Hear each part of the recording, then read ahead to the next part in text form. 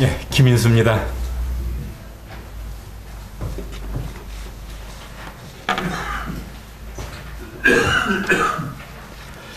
예, 이 시간의 말씀의 주제는 조금 전에 불렀던 이 찬송가의 가사와 또 부합되는 그런 주제가 되겠습니다.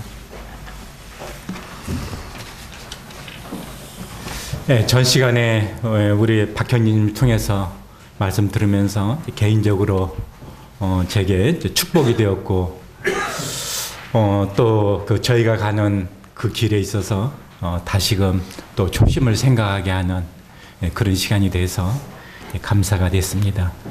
이 시간에도 주께서 저희들 가운데 함께 또 축복하기를 또 바라는 마음이 있습니다. 저희 그 둘째 아이 이름이 선목인데요. 전 시간 찾아본 것처럼 요한복음 10장에서 나는 선한 목자라 하는 거기에서 이제 따서 선목이라고 선한 목자 그런 뜻을 가지고 있는 그런 이름입니다. 둘째 아이를 이렇게 낳고서 이름을 뭐라고 지을까 고민하고 있다가 이 아이가 앞으로 어떤 인생을 살았으면 좋을까 하는 생각이 드는데요. 그때 이제 문득 들었던 생각이 이 아이가 선교제에 나가서 선교사로 주님을 섬겨도 가치 있는 삶이겠다.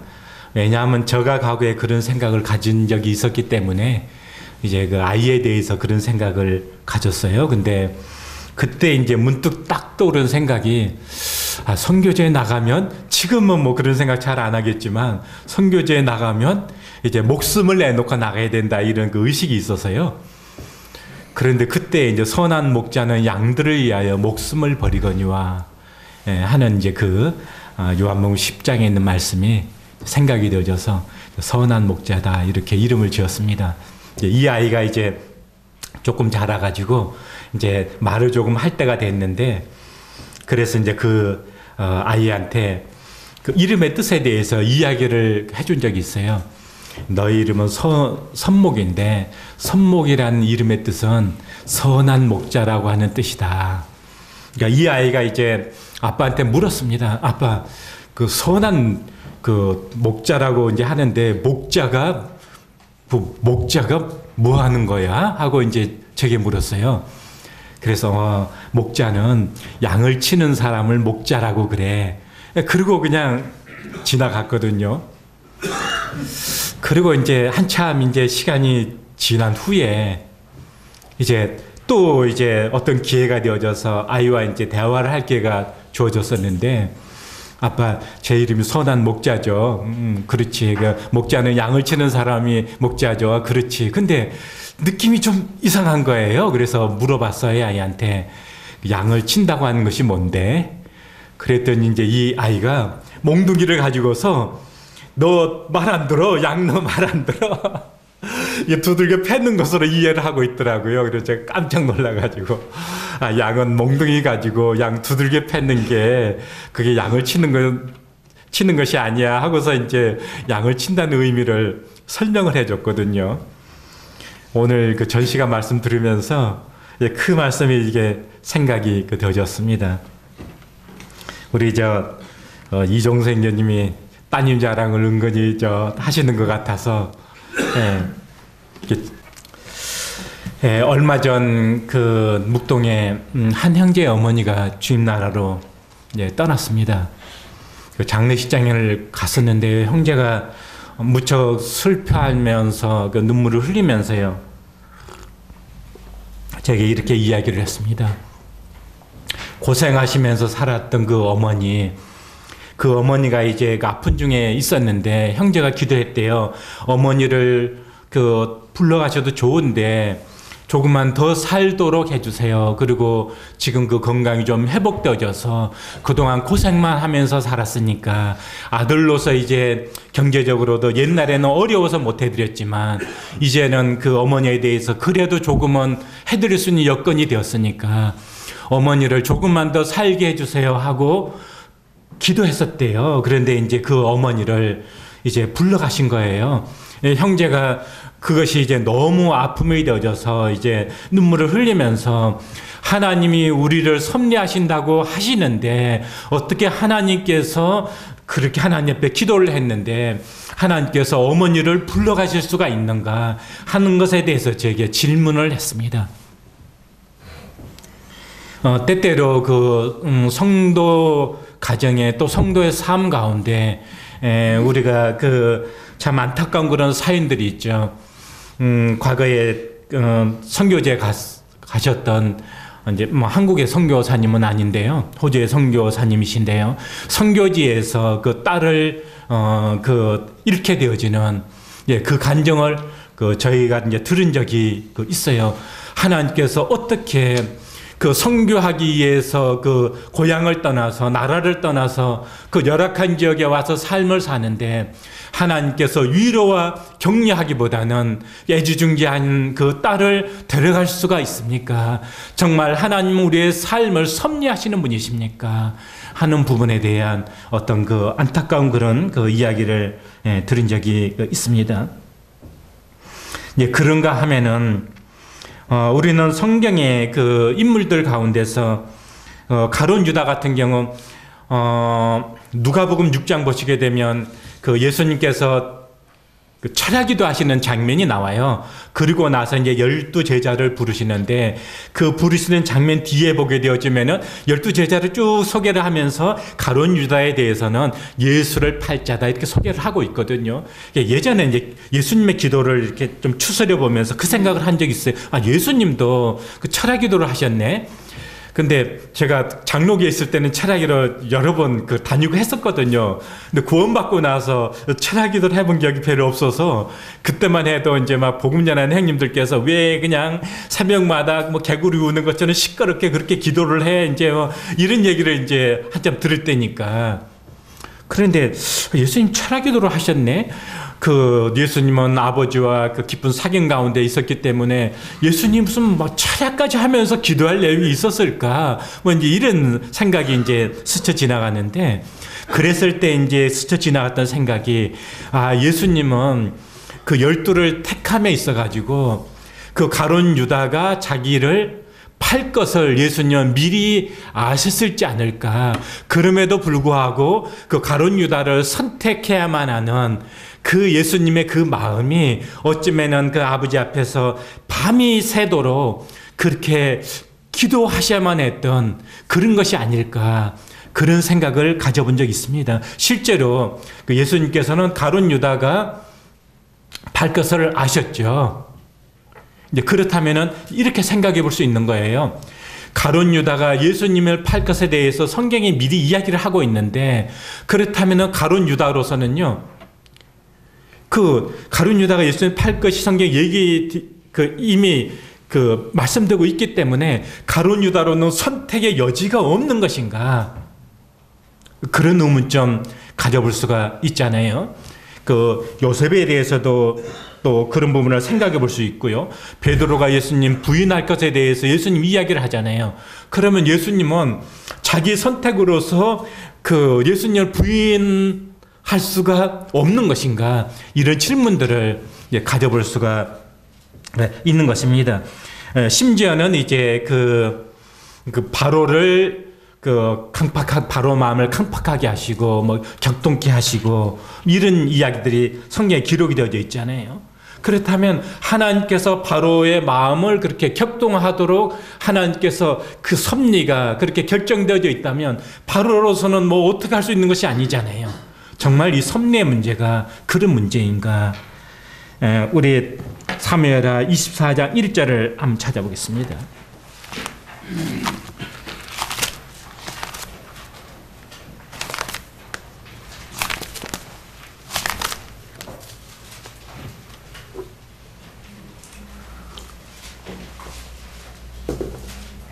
뭐 잘 아는 내용이니까 뭐 내용 설명은 하지 않겠습니다. 우리는 그 다윗이 그 요압을 시켜서 인구조사하는 걸 통해서 오늘 그것이 이제 하나님 앞에 이제 죄가 되고 그로 인해서 하나님 앞에 이스라엘이 징계를 받는 그런 그 기사들을 알고 있습니다. 근데 24장 1절에서는요. 여호와께서 다시 이스라엘을 향하여 진노하사 그들을 치시려고 다윗을 격동시키셨다. 지금 이렇게 기록이 되어 있습니다. 그러니까 지금 하나님께서는 다윗에 이어왔던 사건을 통해서 지금 이스라엘을 교훈하시려고 하는 하나님의 섭리가 계신 거예요. 그래서 지금 다윗을 격동시키셨다는 거예요. 그러면은 다윗의 잘못입니까? 하나님께서 다윗을 이스라엘을 그 잘못을 징계하시려고 교훈하시려고 지금 다윗을 격동시켜서 인구조사를 하도록 그렇게 섭리하셨다. 제가 이렇게 이야기를 하면 우리 성도님들이 저기 어떻게 반론을 제기를 하겠습니까? 그러면 하나님께서 그렇게 하셨다면 다윗으로서는 어떻게 할 수 없는 그런 문제인가? 이런 질문들을 가질 수가 있다고 하는 거죠. 그 다음에 전임 대통령 시절에 우리가 잘 아는 것처럼 제가 뭐 이름을 여기서 말씀드리진 않겠습니다. 총리 후보자로 이제 총리를 세우기 위해서 이제 총리 서리로서 이제 임명을 했습니다. 근데 나중에 그분이 총리로 임명을 되지를 못했죠. 근데 왜 못됐냐 하면은 그분이 이제 어떤 교회에서 이제 그 말씀을 전하는 가운데서 그 일제 식민 지배도 하나님의 뜻이었었고 그 다음에 6.25도 하나님의 뜻이었었다. 이제 그것이 이제 이슈화 되어져서 결국은 이제 총리로 지명이 못 됐거든요. 우리 형님들은 어떻게 생각하십니까? 그 일제 식민 지배가 하나님 뜻이었고 6.25가 하나님의 뜻이었습니까?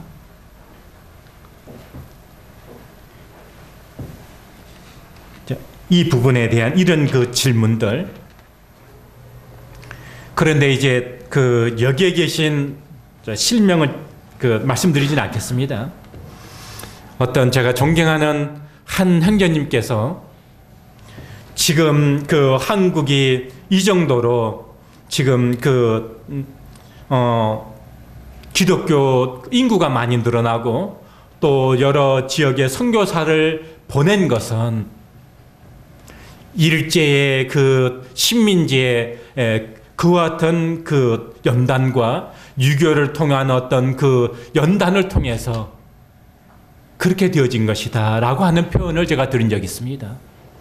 제가 그런 부분에 대해서 동의합니다. 그러면 하나님께서 일제 식민 지배에 대한 것과 유교에 대한 것을 하나님께서 이 민족을 위해서 하나님께서 섭리하셨다고 말할 수 없는 문제일까요?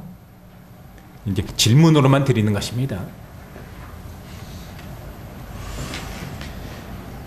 가끔씩 이제 요즘 좀 뜸하긴 한데 예전에 이제 공문을 받게 되어지면 모임이 이제 개척되었다 하는 이제 공문을 받게 되어집니다. 네, 그 공문에 보게 되면은 하나님의 뜻으로 이제 이런 내용들 하나님께서 그렇게 하셨다 그런 이제 내용들이 공문에 실려 있는 것을 보게 되어져요. 그래서 이제 그런가 해가지고 이제 어떻게 된가 해서 내막을 알아보게 되면 그 사이에 이제 갈등과 또 반목과 또 어떤 이제 불신과 이런 문제들로 인해서 함께 동가기가 어려워서 실제적으로 이제 분가가 된 거예요. 근데 공문에 올 때는 이제 그런 식으로 안 오죠. 하나님께서 이렇게 인도하시고 이제 등등 이제 그렇게 공문이 옵니다. 그럼 이제 그 내막을 알고 나면은 그것을 하나님의 뜻이라고 그렇게 공문으로 표현하고 보낼 수 있는 문제인가 하는 생각이 이제 스쳐 지나갑니다.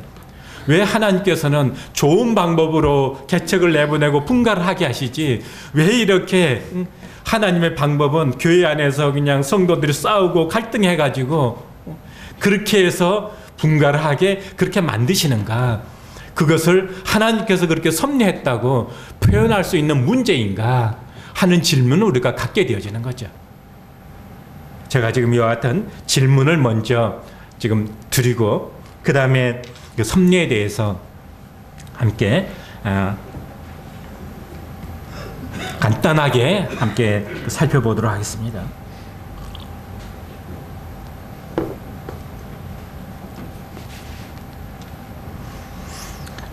섭리는 섭리라고 하는 말 우리 형제님도 익숙하시겠지만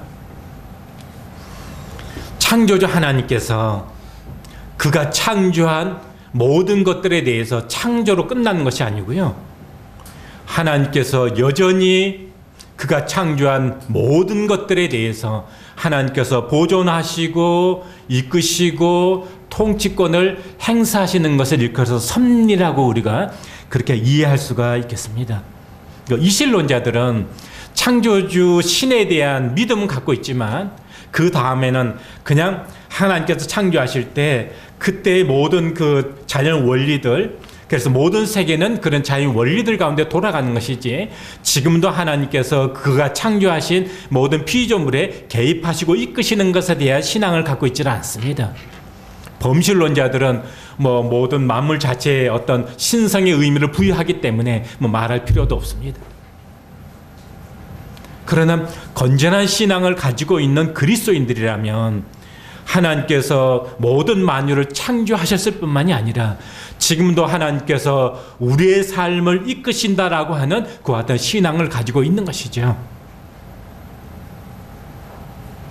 로마서 11장 36절을 찾겠습니다.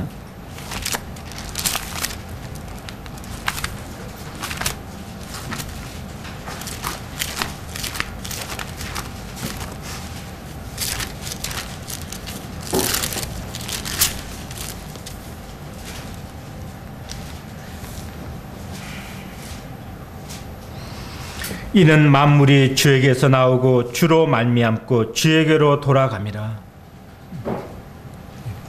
만물의 근원은 창조주 되신 그분에게 있고요. 또 주로 말미암고 지금 현재도 여전히 만유를 주체하고 계시는 분이 그분이시고 또 이 만유는 궁극적으로 그분의 뜻을 향하여 가고 있는 것이죠. 우리가 그 섭리에 대한 올바른 인식을 가지고 있을 때 실제로 우리의 삶 속에 있어서 우리의 실제적인 신앙과 밀접한 연관성을 가지고 있습니다. 사무엘하 16장 같이 한번 찾아보겠습니다.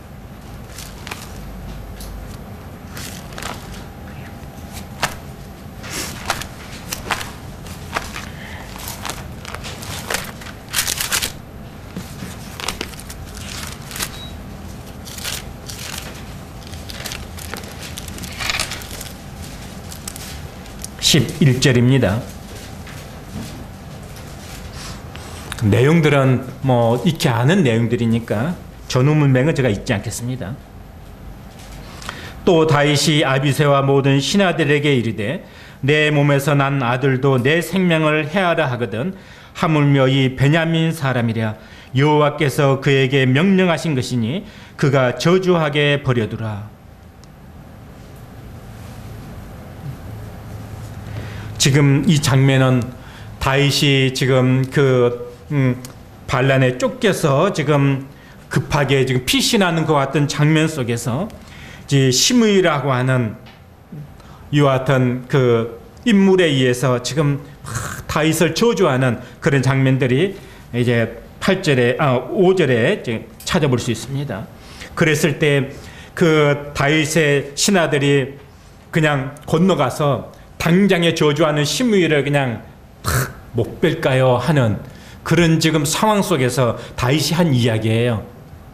그래서 이 다윗이 그와 같은 상황 속에서 어떻게 이야기를 하고 있냐 하면은요,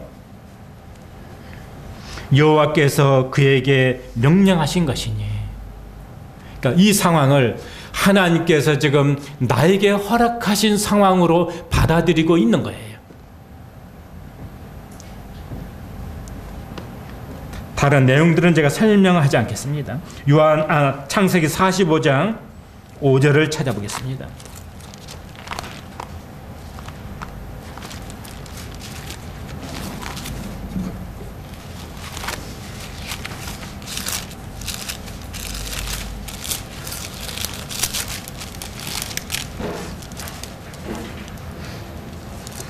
당신들이 나를 이곳에 팔았다고 해서 근심하지 마소서, 한탄하지 마소서. 하나님이 생명을 구원하시려고 나를 당신들보다 먼저 보내셨나이다. 이 요셉에 대한 이야기입니다. 그 형들이 요셉을 팔았죠.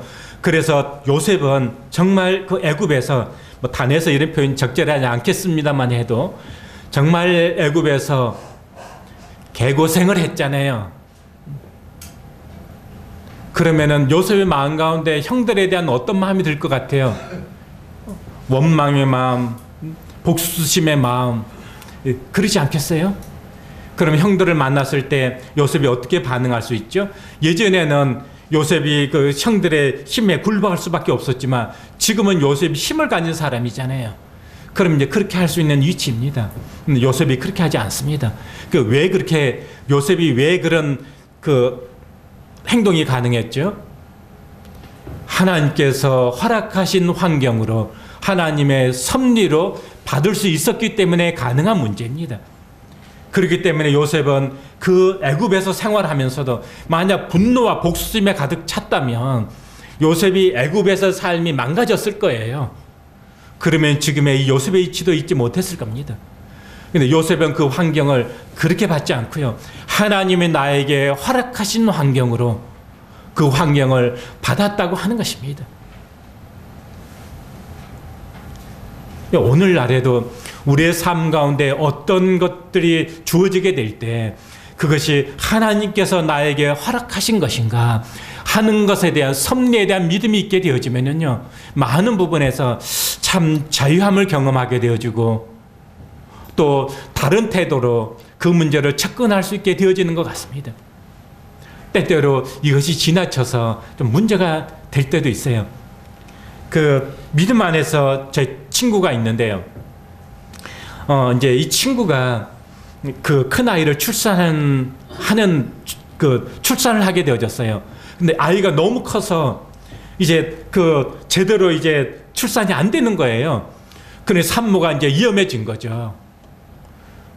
그래서 병원에서 지금 의사가 지금 아이도 위험하고 산모도 위험하니까 지금 빨리 수술을 해야 됩니다.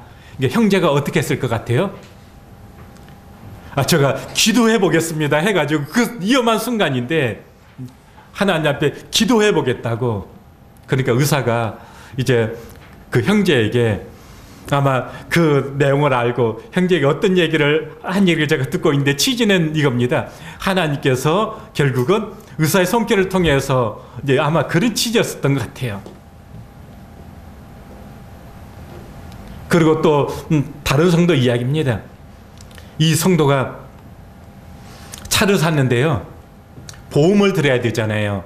근데 일반적으로 뭐 성도들이 여유가 있는 게 아니잖아요. 근데 하나님께서 우리를 지키시는 분이신데 내가 보험을 가입하는 것은 지금 하나님에 대한 불신이지 않냐. 보험 가입할 돈을 가지고 헌금을 하고 나는 하나님이 지키실 거니까. 어떻게 생각하세요? 그리고 이제 춘천에서 있을 때인데 저 구원받고 얼마 안 될 때입니다. 형제들이 만나서 이런 이야기를 했어요. 왜 하나님은 그 이제 구약 보시게 되면은 번개길도 인도하시고 내성도 뭐 인도하시는 분이 하나님이시잖아요. 자연도 움직이시는 분이 하나님이시니까. 그런데 왜 예배당 꼭대기 십자가, 그것도 십자가 위에 피레침을 왜 세워놔야 되느냐? 하나님에 대한 불신이지 않냐? 어떻게 생각하십니까? 그 예배당 꼭대기 그것도 십자가 위에다 피레침을 딱 그 보신 적 있으시죠? 십자가 위에 그 피레침 세워놓는 거. 하나님에 대한 믿음이 없는 것 아니냐, 이런 이야기들을 형제들 간에 한 적이 있어요.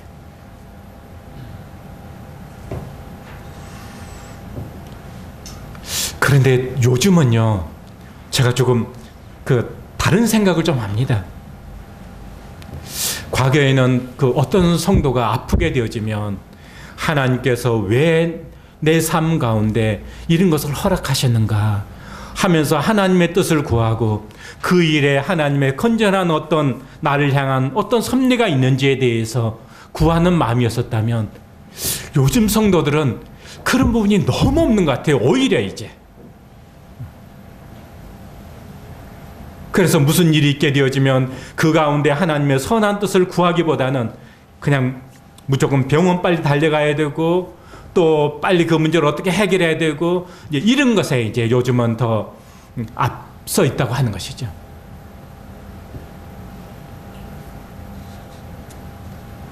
그러나 하나님께서 우리의 삶을 섭리하신다고 하는 이 그 믿음을 갖게 되어질 때 많은 부분에서 참 자유함을 얻는 것 같습니다.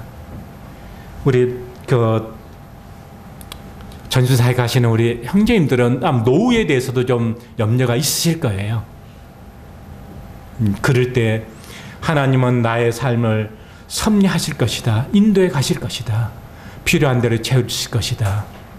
그 믿음이 우리를 자유하게 하지 않습니까? 제가 이 길을 갈 수 있었던 그 동력 가운데 하나도 공중나는 새를 보라, 들에 핀 백합화를 보라.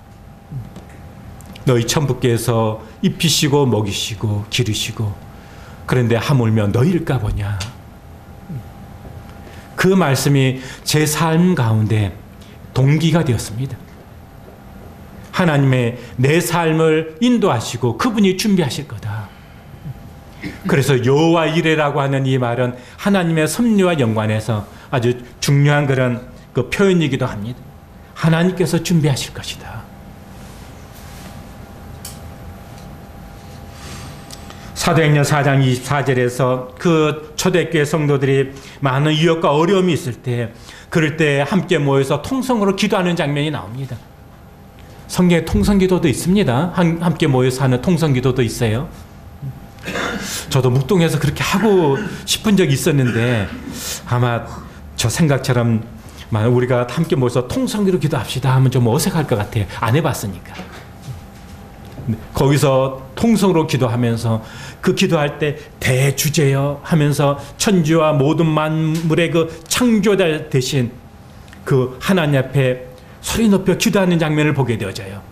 그때 표현이 대주제여.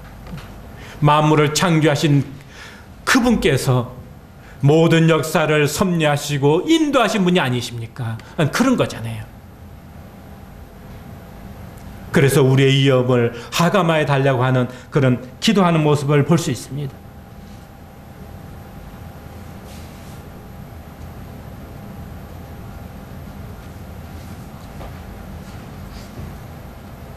그렇다면 하나님의 섭리와 또 인간의 자유의지는 뭔가? 그 기독교 역사 가운데 하나님의 주권과 인간의 자유의지는 예전부터 계속적으로 이것은 논쟁으로서 지금 이어오고 있는 그런 주제이죠. 이건 뭐 앞으로도 계속적으로 이어져야 될 주제일 겁니다.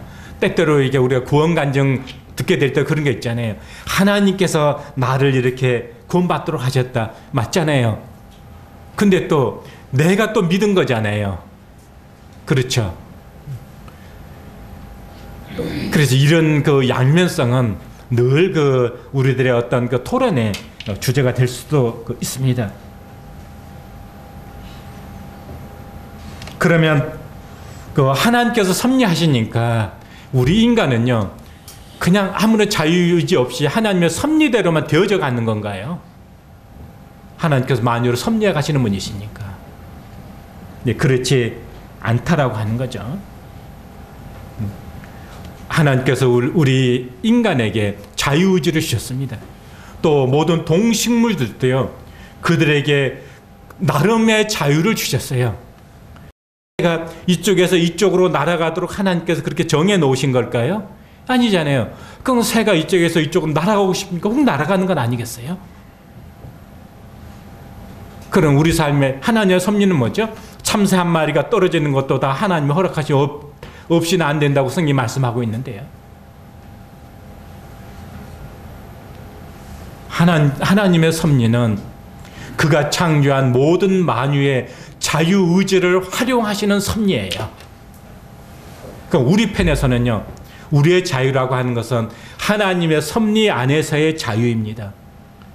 그래서 우리 편에서 자유의지를 생각을 할 때는요, 관계 속에서의 자유라고 하는 거예요.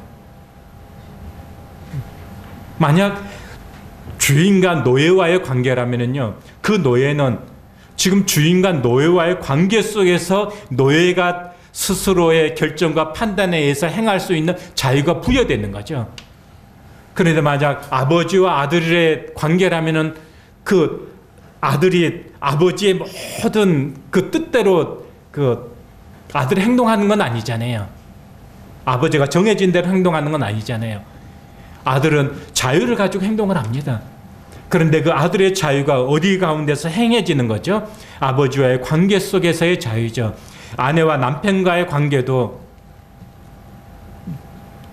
남편도 자유하고 아내도 자유하지만 그 자유는 관계 속에서 그 누려지는 자유라고 하는 거죠. 그러니까 피조물의 입장에서는 하나님께서 우리에게 모든 것을 다 그냥 기계적으로 다 탁탁탁탁 맞춰서 섭리하는 그런 의미에서 섭리가 아니고요. 우리를 자유하는 자로 창조를 하셨지만 우리 편에서는요, 이 자유는 하나님과의 관계 속에서 자유다.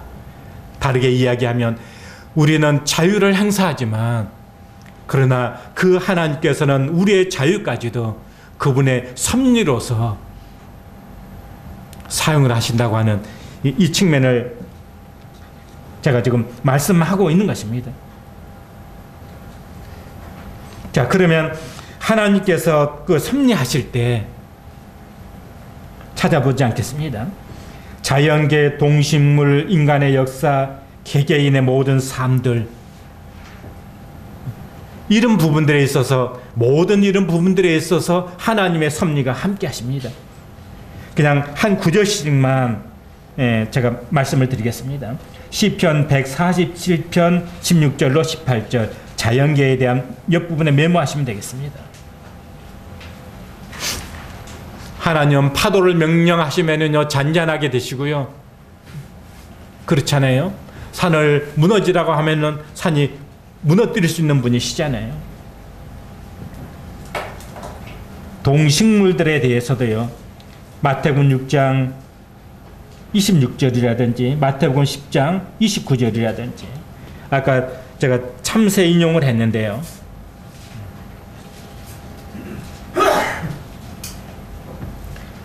인간의 역사에 대해서 시편 22편 28절, 그 외에도 막 무수히 많습니다.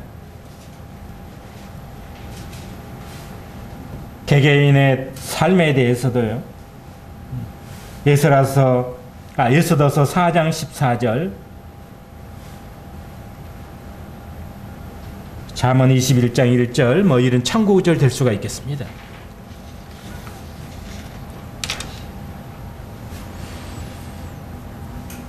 그런 섭리의 내용에 있어서요, 하나님은요, 그가 창조하신 만유를 하나님께서는 보존하십니다. 느헤미야 9장 6절, 하나님께서는 그가 창조하신 만유와 더불어서 활동하십니다. 그래서 만유의 모든 행동 속에서는요, 하나님의 뜻과 의지와 능력이 함께 수반된다고 하는 거예요.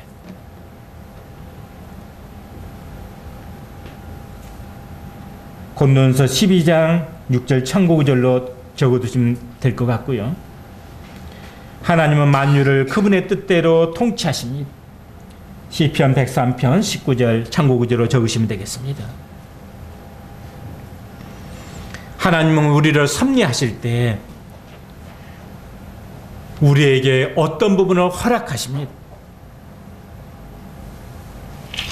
아까 참새 이야기했죠. 마태복음 10장 29절.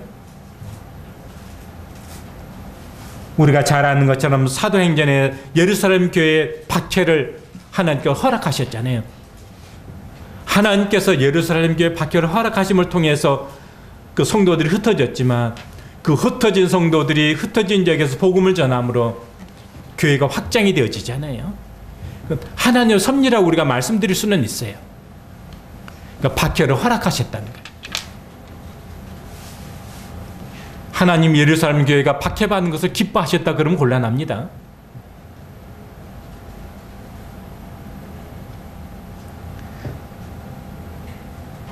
또 사도행전 16장 6절 보시게 되면요,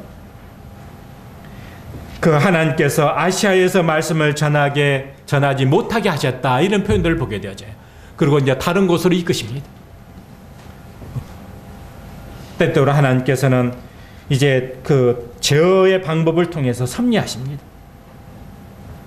사도행전 8장 26절에서는요, 성령이 빌립을 광야로 이끌어내셨지만 하나님께서 성령을 통해서 빌립을 광야로 이끌어내시는 거잖아요. 우리의 삶을 이끄십니다. 사도행전 12장 23절 참고하시면은요, 하나님이 친히 그분의 뜻을 따라 어떤 것을 결정하시고 통치권을 행사하시는 그런 내용들을 무수히 많이 찾을 수 있습니다.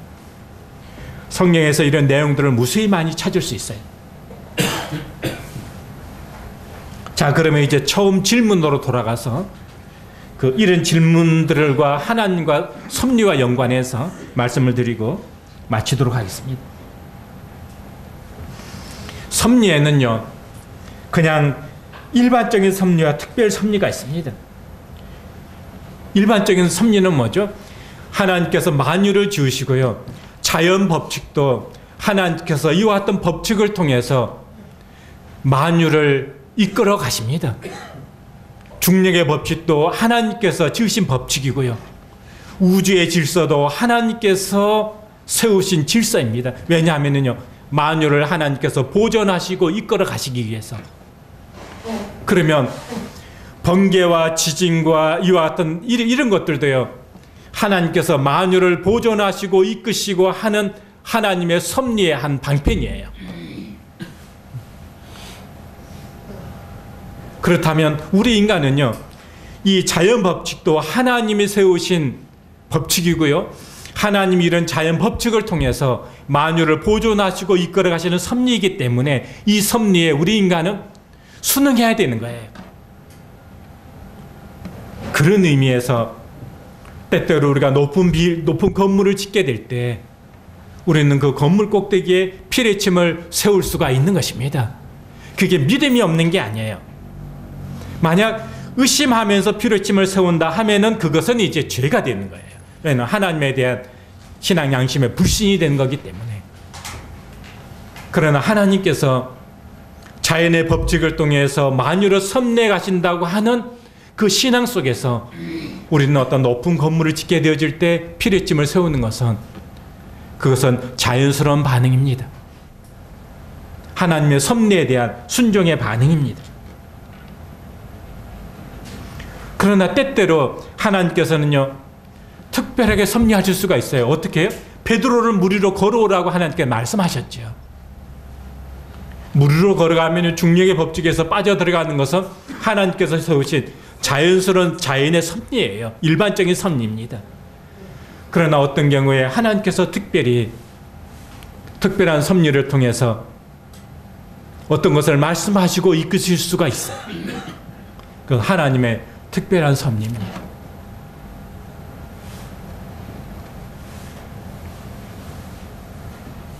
그 다음에요, 아까 그 총리 후보자에 대해서 이야기를 했는데요, 우리가 일제 식민 지배를 받고 유교를 겪은 것은 하나님의 섭리다. 그는 우리의 책임에 대해서는 우리가 생각을 안 하게 되잖아요. 하나님께서 그렇게 하셨다. 그러면 우리가 무슨 말을 할 수가 있습니까? 하나님께서 그렇게 하셨다는데 더 이상 할 말이 없잖아요. 그러나 그것은요, 우리 민족의 잘못입니다. 대비하지 못하고 준비하지 못하고,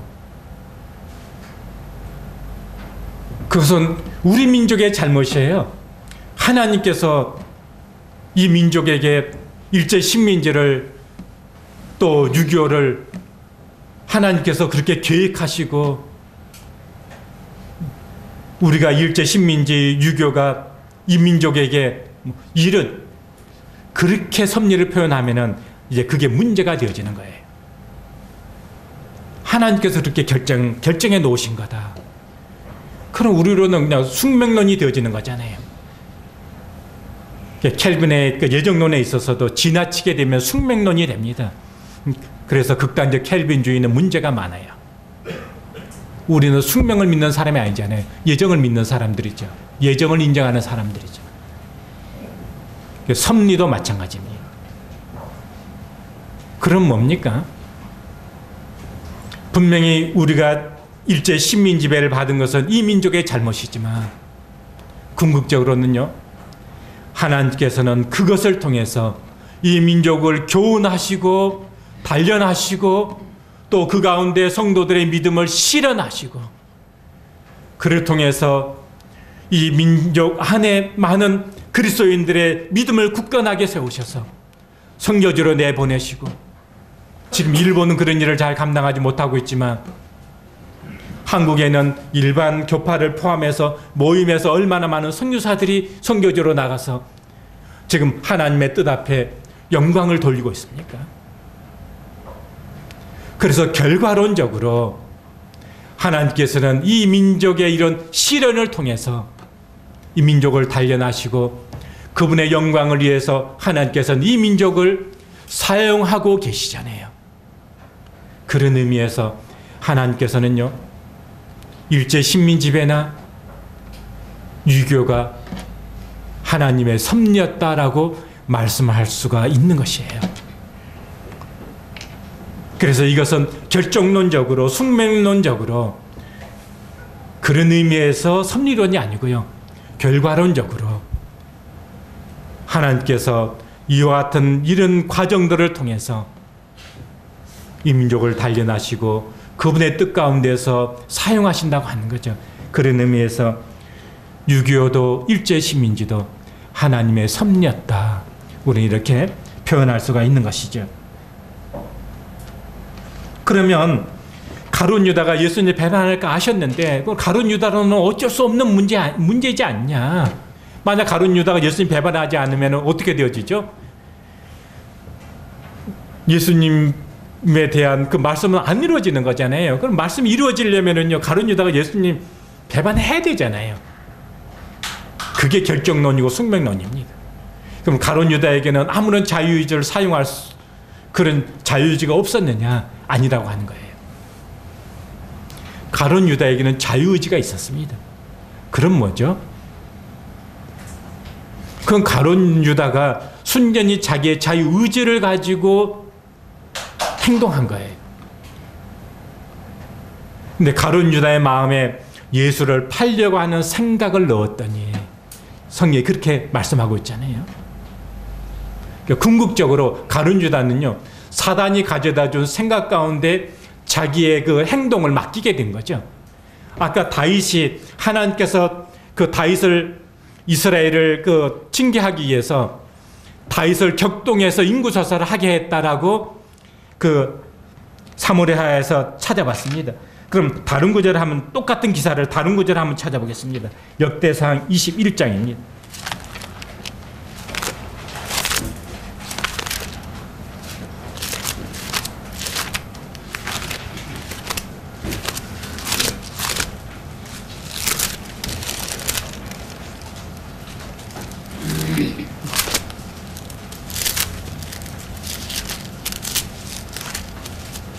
21장 1절입니다. 사탄이 일어나 이스라엘을 대적하고 다윗을 충동하여 이스라엘을 계수하게 하니라. 이 좀 주어가 너무 다르죠. 아까는 누가 그렇게 했습니까? 하나님이 그렇게 했다고 되어졌는데 여기는요, 누가 그렇게 했습니까? 사탄이 그렇게 했다는 거예요.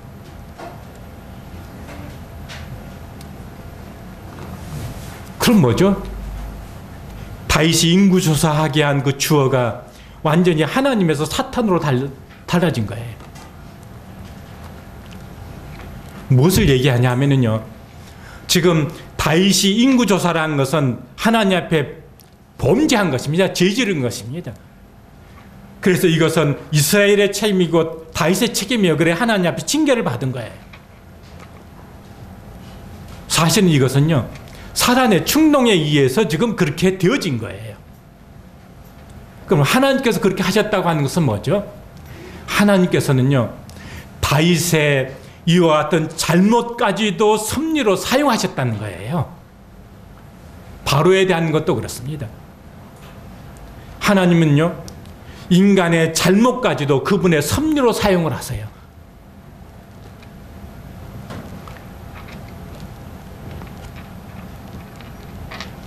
왜냐하면 하나님의 예지는요, 미리 아심은 어떤 사람에 대해서 하나님의 미리 아심을 따라서 하나님은 그분의 섭리를 사용하신다는 거예요. 하나님의 예지에 따라서 하나님께서 섭리를 하신 것이지, 다윗으로 하여금 인구조사를 하도록 하나님께서 숙명론적으로 결정론적으로 다윗을 그렇게 하지 않았다는 거예요. 그것은 분명히 다윗의 잘못이에요. 그런 질문 받잖아요. 하나님께서 선악과를 따먹을 줄 아셨을까요? 몰랐을까요? 만약 정말 몰랐다면 에베소서 1장이 성립이 안 돼요. 창세전에 그리스도 안에서 우리를 예정하사 사랑 안에서 그의 아들들이 되게 하시려고 우리를 예정하셨다고 에베소 1장에서 말씀하고 있거든요. 그리스도 안에서 우리의 예정이 있어요. 그것은 뭐죠? 인간의 그 실패를 하나님의 예지는 아셨어요. 그럼 아담과 하와한테는 잘못이 없는 건가요? 아니에요. 그들은 자유의지를 가지고서 선악과를 먹은 거잖아요. 사단의 충동에 의해서 그렇게 한 거잖아요. 그러니까 아담의 범죄예요. 그런데 아담은 하나님의 섭리에 대한 반항이잖아요. 하나님의 통치권에 대한 반항이잖아요. 왜냐하면 네가 하나님이 된다 이런 거기 때문에. 그래서 아담의 이 선악과를 먹은 것은요, 사실은요, 하나님의 섭리에 대한 반항이라고요. 그 죄죠. 그런데 하나님의 섭리는요, 아담이 하나님 앞에 범죄한 그 순간부터 하나님의 구속의 드라마가 시작이 되잖아요. 물론 그 뜻은 창세전부터 있었던 것이지만, 그러니까 하나님의 섭리는요, 아담의 잘못까지도 하나님은 그분의 섭리로 사용하셔서 그분의 선하신 뜻과 영광을 위해서 하나님께서 섭리로 사용하셨다는 거예요. 하나님은 악하지 않으세요. 하나님은 선한 분이세요. 악한 것은 인간이 자유주로 선택한 그 죄가 악한 것이죠.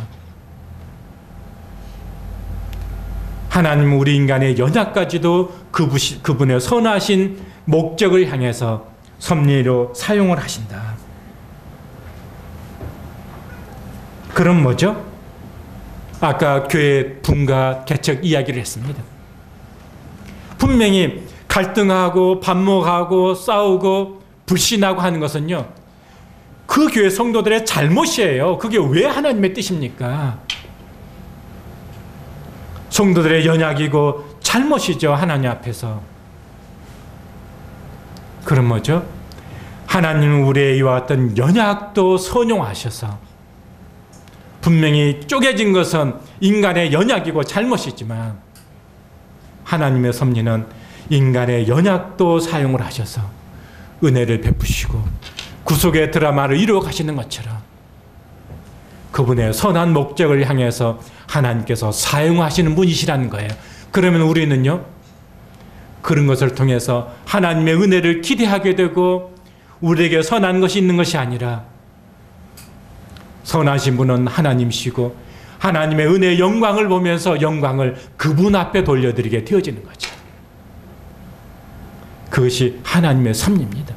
죄가 다한 곳에 은혜가 더욱 넘쳤다고 하는 것처럼 인류 역사의 드라마 속에서 인간의 범죄가 더욱더 드러날수록 하나님의 구속의 그 은혜와 영광이 더 놀랍게 드러나고 있는 것이 하나님의 섭리 가운데 나타난 인간의 역사이잖아요. 그래서 우리는 우리의 잘못에 대해서 하나님의 뜻이었었다, 하나님께서 그렇게 하셨다, 아니에요. 우리는 그 부분에 대해서 하나님 앞에 회개해야 될 자이고 우리 자신을 돌아봐야 될 자이고 은혜를 구해야 되는 거죠. 왜 이 민족이 일제 식민지의 지배를 받았는가? 왜 민족에 이와 같은 전쟁을 겪게 되었는가? 이건 이 민족이 그것을 돌아보면서 반성해야 될 것이고 또 그런 역사를 되풀이지 않도록 준비해야 될 것이고 민족적으로는 그런 거잖아요. 그러나 그런 가운데서 하나님은 그런 불행한 역사를 섭리하셔서 민족을 다시 세우시고 그분의 목적과 뜻 가운데 은혜 베푸시는 그 하나님을 우리가 찬양하는 거죠.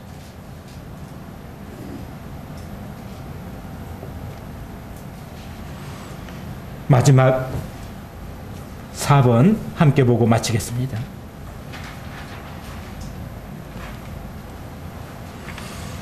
우리는 때때로 성경 말 찾지 않겠습니다. 예수님께서 그 고난받으시고 또 이런 장면 속에서 이렇게 되리라고 하는 말씀을 응하게 하려 함이라 하는 표현을 보게 됩니다. 예수님은요, 그 길을 가셨을까 몰랐을까요? 하나님의 섭리를 그 예수님은 아셨어요. 어떻게 하셨죠? 그래서 예수님은요, 그 말씀이 이루어지도록 자기의 의지를 드리고 그렇게 행사하셨어요. 우리의 반응은 하나님의 섭리 앞에 적극적으로 우리의 의지를 들여서 반응하는 것이 하나님의 섭리 앞에서는 우리들의 자세라고 할 수 있습니다. 예수님께서 그렇게 하셨잖아요. 말씀을 응하게 이렇게 하시면 말씀을 응하게 하려 하심이라. 우리 주님이 그렇게 하셨습니다. 그래서 우리는 우리에게 부여된 이 자유를 가지고 적극적으로 하나님의 섭리 앞에 우리의 삶을 드리는 것, 이것이 섭리에 대한 우리의 자세라고 분별하고 믿습니다. 제가 시간을 좀 초과해서 사용해서 죄송합니다. 네, 마치겠습니다.